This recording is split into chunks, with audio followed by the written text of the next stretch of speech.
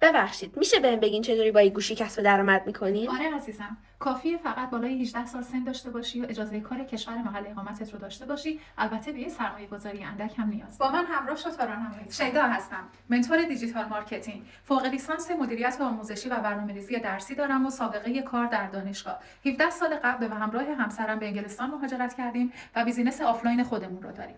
مدتی بود که دنبال یه کار جانبی میگشتم که بتونم از توی خونه انجامش بدم. با یه موقعیت خیلی عالی روبرو شدم. برای شروع شما نیاز به هیچ تجربه و مهارت خاصی ندارید، چرا که تمام آموزش‌ها به صورت ویدیو بیس و ساده در اختیار شما قرار می‌گیرن، همراه با یک کوچ و منتور اختصاصی که در طول مسیر در کنار شما هستن که به موفقیت برسید. و البته یه خبر خوب دارم برای تمامی مهاجرانی که نگران آینده مالیشون هستن. شما نیازی نیست تا 67 70 سالگی کار بکنید که به بازنشستگی برسید. تو این کسب و کار شما بعد از گذشت 3 تا 5 سال با توجه به زمانی که میذارید به درآمد ثابت ماهیانه دست پیدا میکنید که مبلغ چشمگیری. اگر شما هم مثل من به دنبال یک درآمد جانبی هستید که بتونید از تو محیط امن خونه کنار عزیزانتون انجامش بدید بدون محدودیت زمانی، کافیه که اون دکمه لرن رو فشار بدید و اسم و اطلاعاتتون رو در وبسایت من ثبت نام بکنید. فراموش نکنید من رو به اسم شیدا نژاد در تمام پلتفرم‌های سوشال مدیا میتونید پیدا بکنید. خوشحال میشم راهنماییتون بکنم. به خداوند بزرگ میسپارمتون.